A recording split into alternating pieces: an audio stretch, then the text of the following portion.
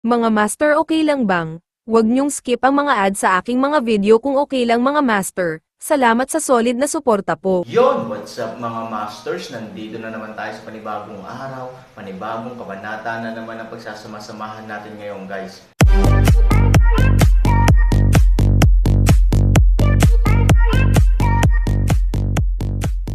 Bali mga masters, kung bago ka pa lang po sa aking YouTube channel, please click the subscribe button, lalong-lalo na po yung notification bell guys, para maging connected pa rin tayo sa isa't isa at maging updated kayo sa mga susunod ko pang video.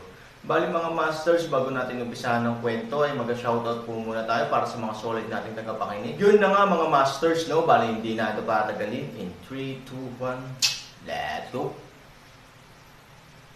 Oo, umaalis na may peklat. Wala pang isang saglit, pinangunahan niya ang kanyang mga tauhan upang i-escort ang matanda pabalik. Sa oras na ito, ang matanda ay mukhang mabuti, ngunit ang kanyang mental na kalagayan ay halatang mas malala. Halatang walang awa ang dating pagpapahirap ni Scar. Han Sanchen, why the hell did you bring me here again? Are not you fucking boring? I'm not telling you, you are a fucking figure after all, is it fun to play so mean? Malamig na sinulyapan siya ni Han Sanchen, oh, etiquette and integrity ba ang kausap mo ngayon? Damn it, bakit hindi kita nakitang nagsasalita tungkol dito noong nakikipag-usap ka sa akin? Isa ka talagang double standard na aso. Ano ang double-labeled dog? Hindi maiwasang magtaka ng matanda dahil hindi niya alam ang salitang lupa. A double standard dog is a dog with double standards. It has one standard for others and another for himself, tapos mahilig tumahol ng walang tigil kapag walang nangyari, katulad mo, naiintindihan mo ba? Tinawag mo akong aso. Kahit sinong magsalita pabalik ay isang aso. Ikaw. Ano ka ba?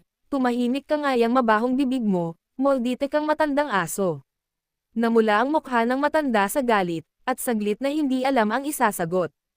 Tumingin sa paligid, mula sa malayo, si Tianlo ay dumarating muli kasama ang kanyang mga tauhan at mga kabayo. Bahagyang inayos ni Han Sanchen ang sarili at tahimik na naghintay. Wala pang isang sandali, pinangunahan ni Tianlo ang mga tao sa lungsod. Han Sanchen, the time has come, papakawalan mo na ba siya? O ano, may sumigaw ng malakas sa ilalim ng Tianlo. Kung maglakas loob kang pakawalan siya, ibibilang ka namin bilang isang bayani, kung hindi mo siya pinakawalan, haha, di bale, pero natatakot ako na maging biro ang Han Sanchen mo saan mang panig ng mundo. Tama ka, Han Sanchen, anyway, nakahanda na kami para hindi na bumalik ang matanda, kung ano man ang gusto mong gawin, gawin mo na agad. Pagkarinig ng sigaw sa ibaba, hindi na nagtagal si Han Sanchen at ngumiti lang. Simpleng provocation lang yan, siya, Han Sanchen, magiging tanga talaga kung maloloko siya ng ganito. I never said from the beginning to the end na hindi ko siya papakawalan, right? Pero hindi nyo alam kung ano ang panawagan nyo dito. Nakikiusap kayo na palayain ko na siya, at ganoon pa rin ang ugali ninyo, sa totoo lang, ayoko talagang paalisin ang taong ito. Matapos ang kanyang mga salita, malamig na sumigaw si Han Sanchen, habang ang mga sundalo ay mag-utos para sa labanan ang lahat, lugar. Oo, sa sandaling matapos magsalita si Peklat, gumawa siya ng 2 kilos, at saglit, nagsimulang tumunog ang mga tambol ng digmaan. Kasabay nito, direktang pinigil ng 2 sundalo ang matanda, direktang idiniin ang kanyang ulo sa tarangkahan ng lungsod, at puputulan na sana ito ng kutsilyo. Han Sanchen, magiging kontrabida ka ba na sumisira sa salita mo? Tao ka pa rin naman, so wala namang ibig sabihin ang mga sinasabi mo. Han Sanchen, tama na, paulit-ulit mo na kaming inaasar, walang hiya ka pa rin ba? Sigurado, sa sandaling huminto si Han Sanchen, ang mga tao sa ibaba ay tumalon-talon. Ngumiti si Han Sanchen ng masama, hinihiling sa kanya na paglaruan ang lahat ng mga bagay na ito. Naranasan mo na bang magsaya sa kanya? Malinaw na ang Han Sanchen ay may ganap na kalamangan, ngunit ang mga taong ito ay tapat at nakakalimutan ito, ngunit gusto nilang laruin ang mga nakakatawang trick na ito sa kanya, nagawa na ba nila ito? Old man, it's not that I don't keep my word. Narinig mo naman ang sinabi ng grupo ng mga bastos mo diba? I want to keep my promise but fail to do so, sinisisi mo ba ako? Tanong ni Han Sanchen. Pagkarinig nito, galit na galit ang matanda, sa katunayan, batay sa kanyang karanasan sa pagtingin sa mga tao, sigurado siya na handa si Han Sanchen na tuparin ang kanyang pangako. Bagamat alam din niyang hindi magiging madali para kay Han Sanchen na tuparin ang kanyang pangako, ngunit, tiyak na gagawin niya ito. Okay, ngayon, ang mga idiot na ito ay nagdaragdag ng gasolina sa apoy, hindi ba ito ay katulad ng pagdaragdag ng panggatong sa apoy? Pero sa sobrang galit niya ngayon lang niya ito matiis, hindi niya kayang sigawan ang kanyang mga nasasakupan, ang kapangyarihan ay wala sa kanyang mga kamay ngayon, kung magagalit na naman siya sa barkada ng mga nasasakupan, ang mga gangster na ito ay biglang titigil sa pagmamalasakit sa kanya, at mas lalo siyang magdurusa. Han Sanchen, wala akong masabi, kung gusto mo siyang tadteren mo na lang siya. Sa mga sandaling ito, maaari lamang siyang magpanggap na matuwid upang mas makonsensya at mataranta ang kanyang mga nasasakupan. Ayon sa gusto mo, biglang ginalaw ni Han Sanchen ang kanyang kamay, at hinawakan ng kanyang nasasakupan ang kutsilyo sa hangin, itinaas ang kanyang kamay, at ibinaba ito. Mabagal. Sa ilalim, si Tianlu ay balisa at tumalon mula sa kanyang kabayo. Bagamat siya ang acting commander-in-chief, hindi ibig sabihin na siya na talaga ang magiging acting commander-in-chief kapag natapos na ang digmaan, sa kanilang lugar, lahat ay nakabatay sa seniority at kakayahan. Sa makatuwid, kung ang nakatatanda, ang tagapagtaguyod, ay bumagsak, o nahulog sa ilalim ng kanyang sariling kontrol, siya ay maaaring hindi magkaroon ng isang magandang pagkakataon ng promosyon kahit na siya ay gumawa ng mahusay na mga tagumpay. Sa pinakakaunti, maaaring papurihan siya ng Panginoon para sa kanyang mga merito at italaga sa kanya ang isang tiyak na posisyon, ngunit ano ang ibig sabihin nito? Kasalukuyang ginagamit, ito ang pinakakumpleto at pinakamahusay na ginagamit na app para sa pakikinig sa mga aklat, isinasama nito ang 4 na pangunahing speech synthesis engine at higit sa 100 mga tunog, isa rin itong artifact na nagbabago ng pinagmulan na sumusuporta sa offline na pagbabasa, OneUAnap.com source changing app. Karamihan sa mga namamahala ay matatanda. At maaari bang gamitin muli ng mga matatanda ang kanilang sarili? Malamang hindi. Namatay ang iyong amo habang ikaw ang namumuno, anuman ang dahilan mo, sa mata ng iba, maaaring napabayan mo ang iyong tungkulin, o kaya'y sadyang pinatay mo ang matanda upang makakuha ng mataas na kamay. Ang pinakamasama, kung hindi kita sinisiraan, ay ang paglalagay sa iyo bilang isang mahirap na tagapagtanggol.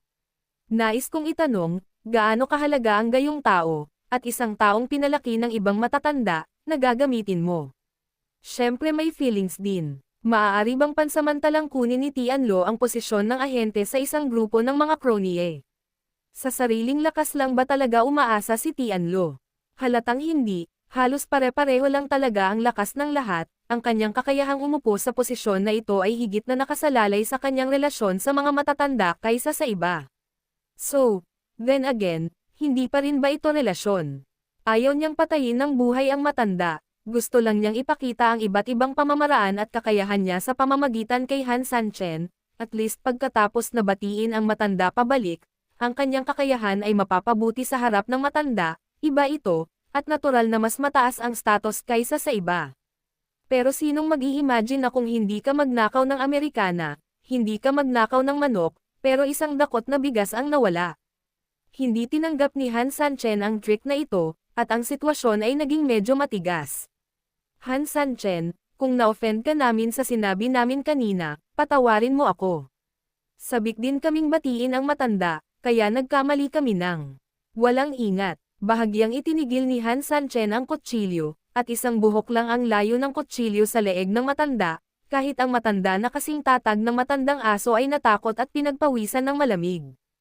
Ito ay mga salita lamang ng tao, gayunpaman, ang pagsasalita ay hindi katulad ng pagtatapon ng tubig, hindi imposible na patuloy kong tuparin ang aking pangako, gayunpaman, mayroon akong karagdagang kahilingan.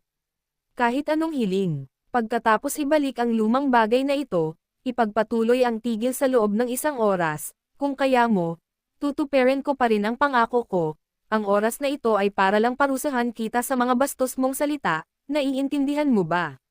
Ganun lang ba kasimple? Tanong ni Tianlu. Ang kahilingang ito ay talagang hindi masyadong marami, tutal, 12 oras na tayong naghintay, sino ba naman ang maghihintay ng 1 oras pa?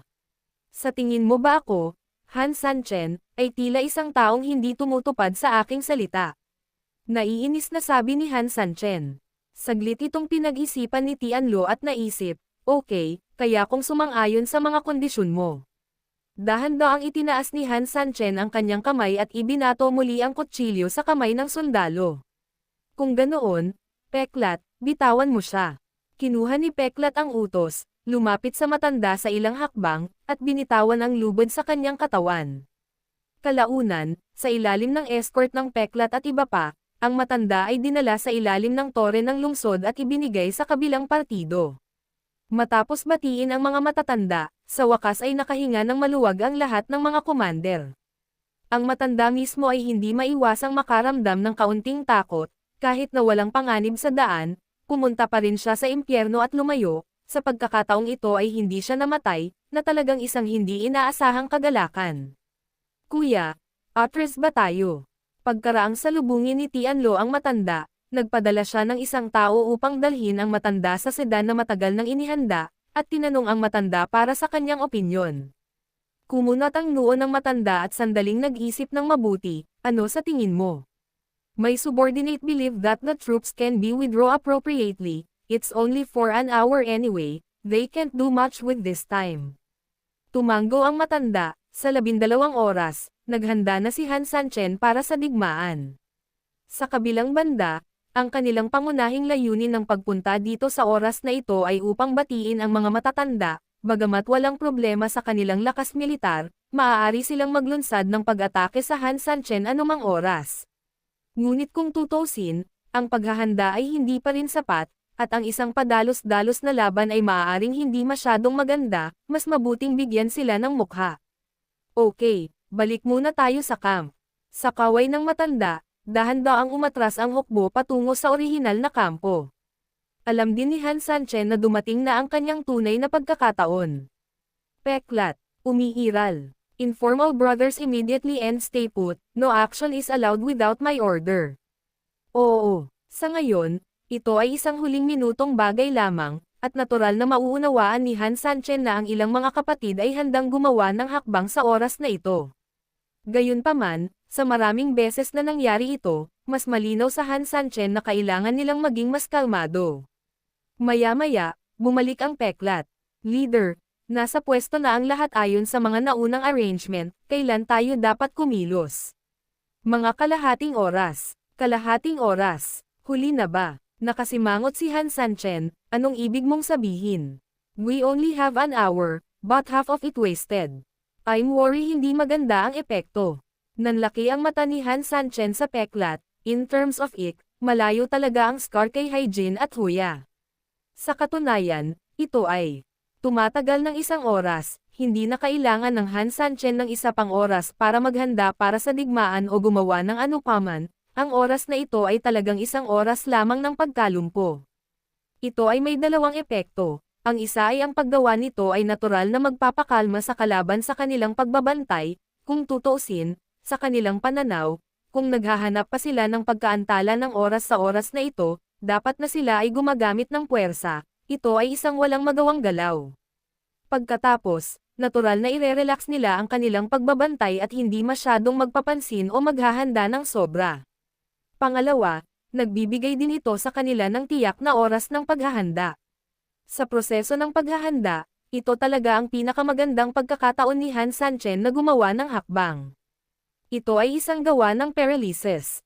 Kung sa pagpili ng kalahating oras mamaya, ito talaga ang pinakamagandang oras para maparalisa. Para sa Han Sanchen, walang mas magandang panahon kaysa dito. Sa simula ng panahon, kapag sila ay kababalik, ang kanilang mga tropa ay dapat na nasa proseso ng pagpapakilos at paghahanda, nasa aktibong yugto sila, kaya hindi ito ang pinakamagandang oras.